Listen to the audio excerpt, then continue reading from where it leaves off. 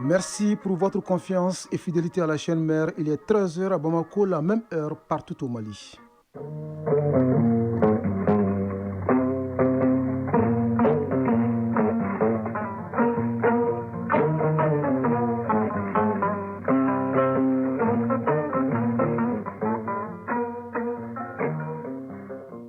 Le journal Bourama Traoré. Mesdames et messieurs, bonjour et bienvenue dans la deuxième édition de Mali Actualité, les titres.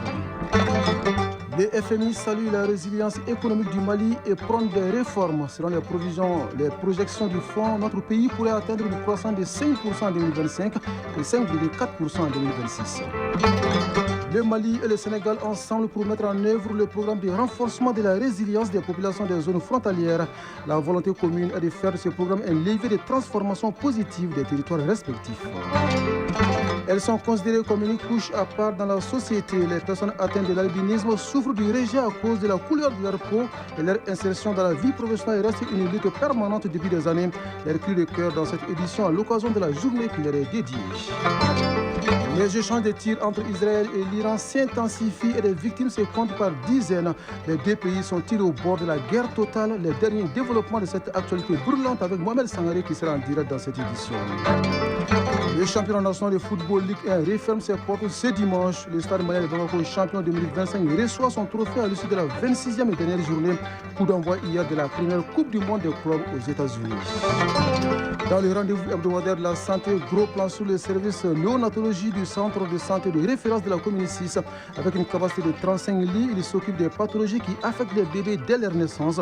Visite guidée en fin d'édition avec Koumba Sissi. Et c'est tout pour le titre.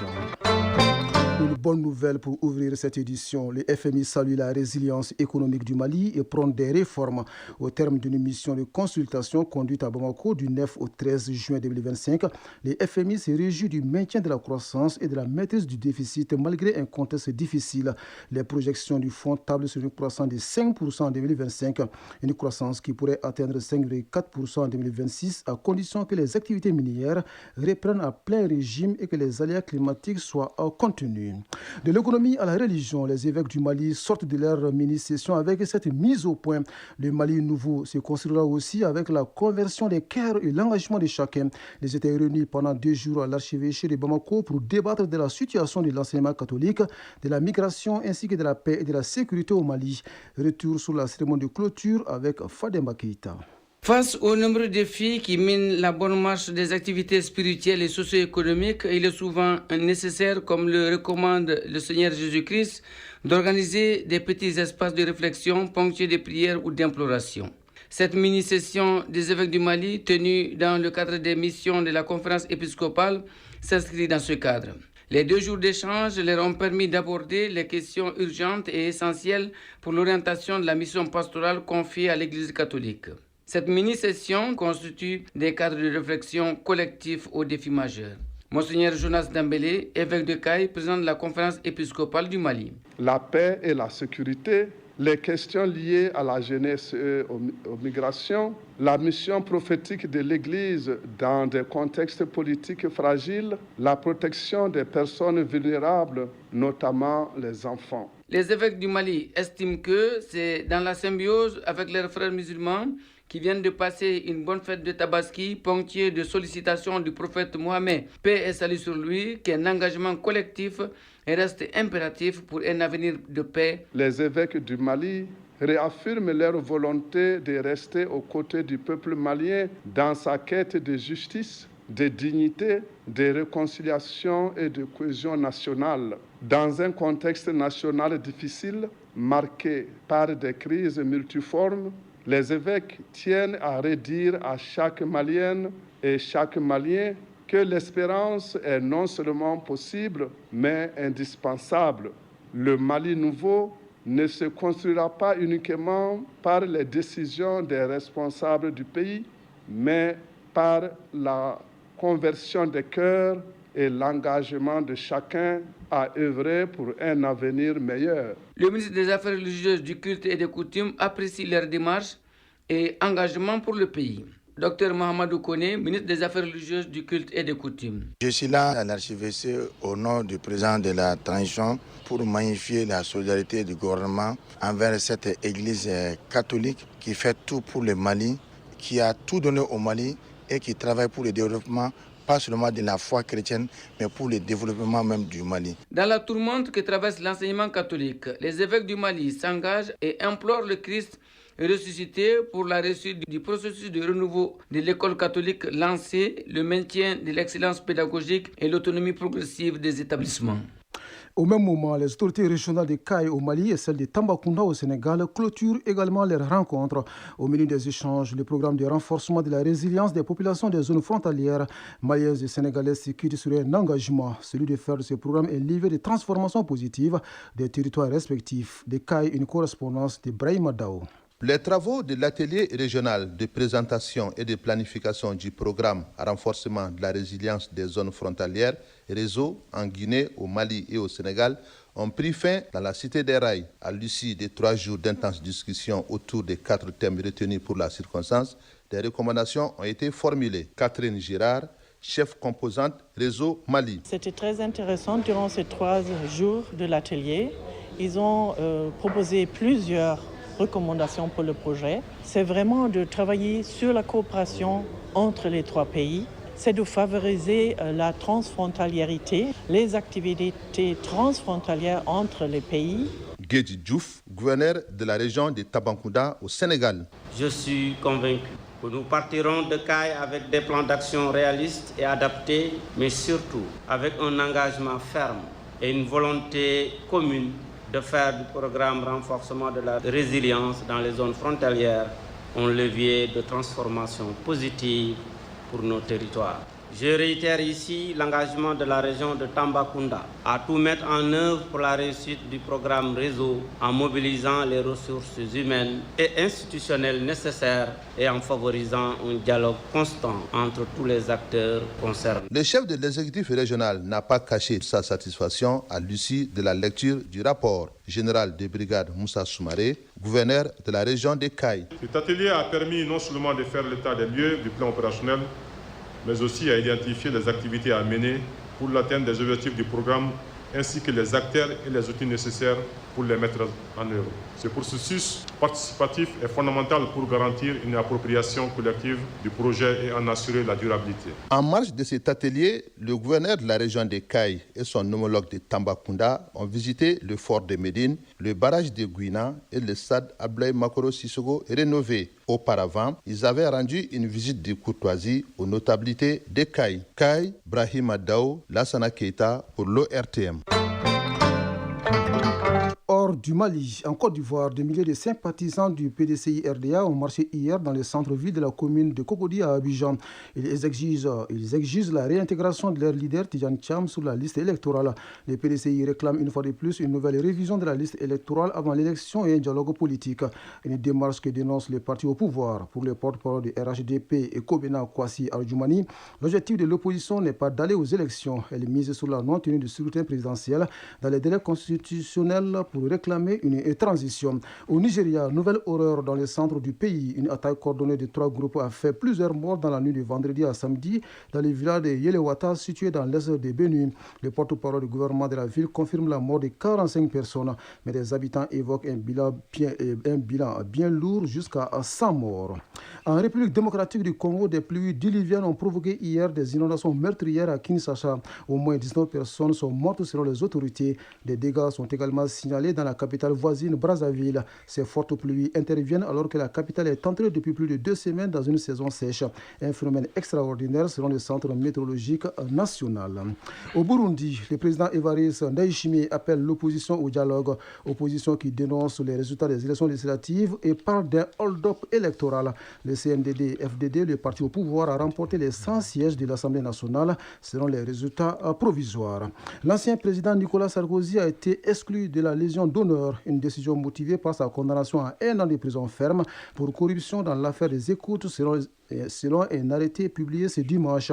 Il est également exclu de l'Ordre national du mérite. Cette décision était attendue depuis que la condamnation de Nicolas Sarkozy a été rendue définitive par le rejet d'un pouvoir par la Cour de cassation en décembre. L'Ukraine a annoncé aujourd'hui avoir reçu un nouveau lot de 1200 corps de la Russie. C'est dans le cadre d'un accord d'échange conclu à Istanbul en Turquie au début du mois de juin.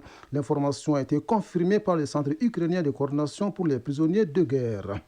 Israël et l'Iran au bord d'une guerre totale. Les échanges de tirs se multiplient et même s'intensifient.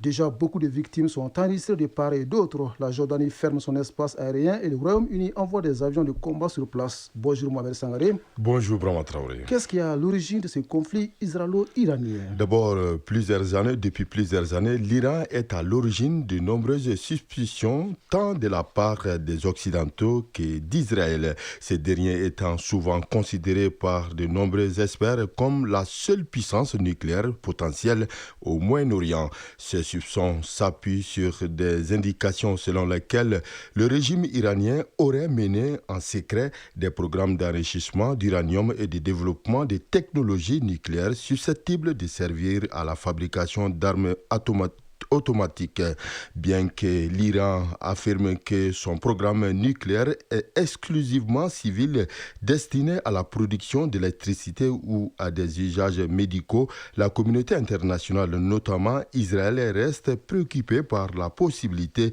que l'Iran cherche à acquérir la bombe nucléaire. Depuis vendredi, Israël a ciblé des centaines de sites militaires et nucléaires en Iran, tuant des responsables militaires et des scientifiques liés au programme nucléaire. Israël affirme que l'Iran se rapproche du point de non-retour vers la fabrication de la bombe atomique. Dans la nuit d'hier à aujourd'hui, de nouvelles frappes israéliennes ont été menées en réponse à des tirs de missiles iraniens sur le nord d'Israël. Ces événements marquent le troisième jour d'une escalade militaire sans précédent, accentuant la tension entre les deux pays. Face à ces développement, l'Iran a activé sa défense anti-aérienne dans 9 provinces dont Téhéran après que le premier ministre israélien a déclaré son intention de frapper tous les sites du régime pour empêcher l'Iran d'obtenir la bombe. Oui, Mohamed Sangaré, ce conflit entre Israël et l'Iran suscite pas mal de réactions à l'international. Tout à fait. Les réactions internationales face aux récents événements en Iran, notamment les frappes contre des installations stratégiques, ont été diverses et souvent marquées par la préoccupation et la tension. La communauté internationale a principalement appelé au calme et à la désescalade, exprimant l'importance de préserver la stabilité dans la région du Moyen-Orient. Certains pays comme l'Arabie saoudite et les Émirats arabes unis ont exprimé leur inquiétude face à la situation tout en appelant à la stabilité et à la paix dans la région. D'autres comme les États-Unis et leurs alliés ont renouvelé leurs préoccupations sur le programme nucléaire iranien, soulignant que ces attaques pourraient compliquer davantage les négociations diplomatiques en cours pour limiter le développement nucléaire de l'Iran.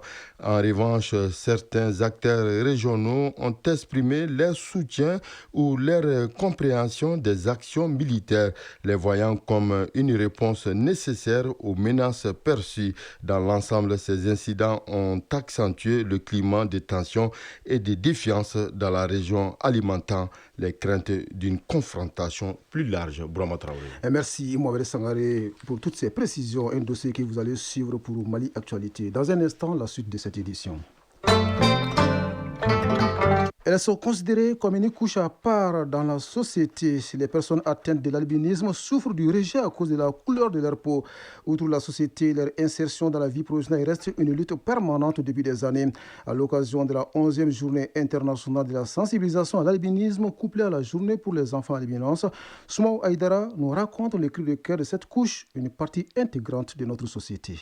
Ils sont plus de 20 000 au Mali, des enfants, femmes et hommes atteints d'albinisme, selon la présidente de l'Association malienne pour la protection des albinos. Ils sont pour la plupart exposés au soleil qui peut leur être fatal. Cette 11e édition met l'accent sur les dangers auxquels les personnes atteintes d'albinisme sont confrontées au quotidien, notamment l'exposition constante aux rayons solaires. Le thème est « Revendiquer nos droits, protéger notre peau, préserver nos vies ». Maïga Aminata Traoré, présidente de l'Association malienne pour la protection des albinos. Le soleil, source de vie pourtant, peut être une menace mortelle pour nous. Personnes atteintes d'albinisme. La vulnérabilité de notre peau aux rayons UV est une cause majeure de cancer cutané. Nous lançons donc un appel retentissant à notre gouvernement.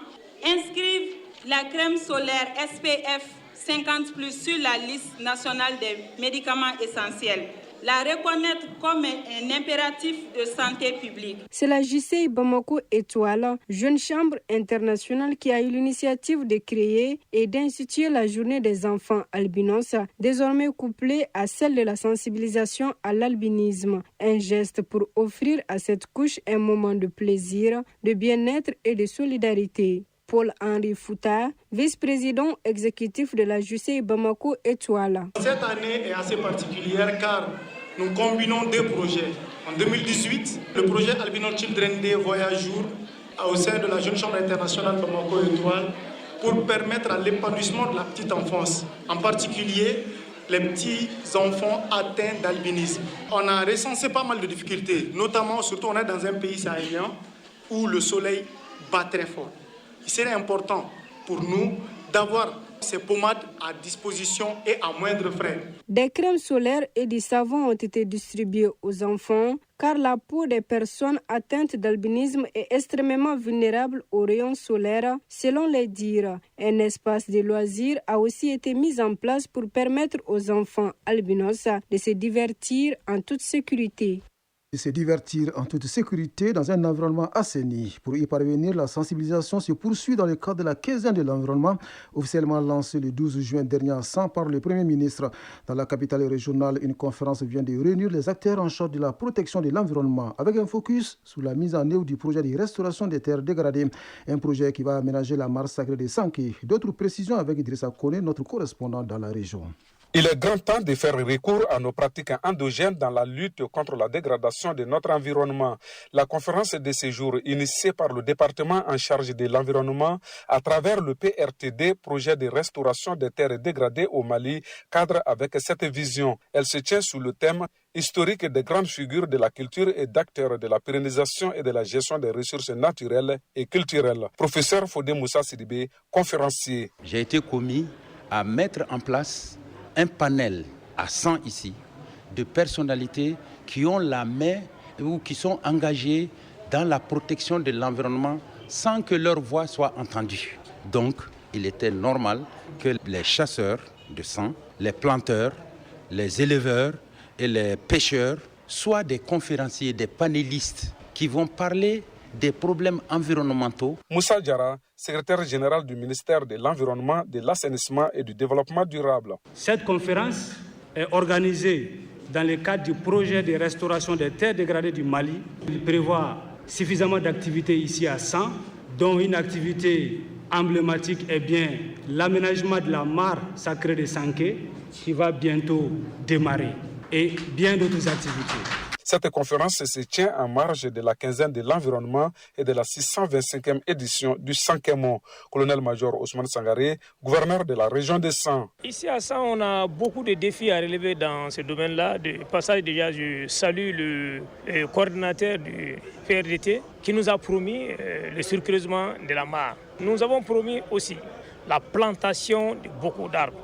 Mais ce ne serait pas une plantation simple, parce que ce serait une plantation suivie d'autres moyens de protection. La journée a été mise à profit pour remettre les prix des 3 lauréats du concours quartier propre initié par la mairie de la commune urbaine de San. San, Drissa Kone et Sedou Kamena pour le RTM.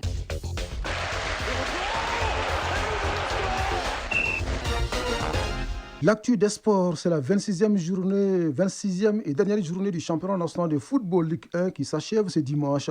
La Fédération malienne de cyclisme opte pour la continuité. Le président sortant de la fédération, Sidi Bagayogo, a été réélu hier pour un nouveau mandat de 4 ans à l'issue d'une assemblée générale élective tenue à Sibi.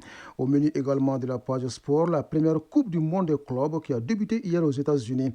La synthèse de l'actualité sportive porte la signature de Isaac Tienou. La 26e et dernière journée du championnat national de Ligue 1 professionnel prendra fin ce dimanche avec 3 rencontres en simultané à partir de 16h30. Au stade de Moussa Diakité, UTA de Bougouni, l'US Bougouni Salotte de FC Diarra. Au stade Ouazin Koulibaly, la STL de Bamako jouera contre les Étoiles du Monde déjà relégués en 2e division. Au stade de Mamadou Konaté, l'ASCO à la lutte pour le maintien affrontant le Stade de Bamako, 2H sacré champion. À l'issue de cette rencontre, le Stade de Bamako recevra son trophée de champion. Hier, en ouverture de cette journée, le Djoliba a clôturé sa saison sur une victoire 2-1 devant Afrique Football Elite AFE. Bonne opération également pour l'AS Bakaridian de Barouli qui a disposé de l'Union sportive de Bougouba 2-0. Binga FC et 11 Qatar Nyarela ont fait match de 0-0. Et bien la confrontation entre militaires de l'AS Police et de l'ISFAS a tourné à l'avantage des Isfaciens, vainqueurs 5-3. Football féminin, la 9e journée du championnat national de première division qui a débuté hier après-midi prend fin ce dimanche avec 3 rencontres. Il s'agit de AS Police Mandé, Centro FC Isfas et Amazon de la commune 5, AS Momo de Sikasso. L'AS de Bamako hier a corrigé la Tigres de Caille par 9-1. Terrain AC de Sang a perdu à domicile 2-1 face aux Superlions de Amdalaï. Coupe du monde des clubs. La compétition se poursuit ce soir aux États-Unis. Le programme continuera aujourd'hui donc. Bayern Munich de l'Allemagne s'expliquera avec les Néo-Zélandais d'Auckland City à partir de 16h. À 19h, le PSG champion d'Europe en titre sera opposé à l'Atlético Madrid. À 22h, les Brésiliens de Palmeiras défieront les Portugais du FC Porto. A signaler que cette édition 2025 sera la première Coupe du monde des clubs à 32 équipes et l'Afrique est représentée par 4 clubs, à savoir le National El Ahly d'Égypte, l'Espérance sportive de Tunis, le Wydad de Casablanca et Mamelodi d'Afrique du Sud. La compétition a commencé hier. Cyclisme. La Fédération malienne de cyclisme a tenu ce samedi son assemblée générale élective à Sibi. À l'issue des travaux, les 19 délégués venus des différentes ligues régionales du pays ont renouvelé leur confiance au président sortant Sidi Bagayogo pour un nouveau mandat de 4 ans. Seule la ligue de Caille n'était pas présente. L'événement a laissé la présence des autorités administratives et municipales de Sibi. Ce nouveau bureau composé de 25 membres aura la lourde tâche de rassembler le monde de la petite reine profondément divisé. Une discipline qui commence à prendre petit à petit son envol dans le paysage du sport malien et africain. Terminons par la Basketball African League. Les Libyens de la Ligue de Tripoli remportent l'édition 2025 de la balle. En finale jouée hier après-midi à Pretoria, en Afrique du Sud, les Libyens ont battu les Angolais de Pétrole Luanda 88-68. Samedi, les Rwandais de l'APR ont décroché la médaille de bronze en battant les Égyptiens d'El Ittihad 123-90. Focus Santé. Je vous amène au centre de santé de référence de la commune 6. La structure sanitaire nous ouvre les portes de la néonatologie, un service qui s'occupe des pathologies qui affectent les bébés dès leur naissance, au nombre desquelles la prématurité, les problèmes digestifs et respiratoires. Pour assurer la prise en charge des nouveaux-nés malades, le service dispose de 35 lits d'hospitalisation. Visite guidée sous la conduite de Koumba Sissé qui signe le Focus Santé.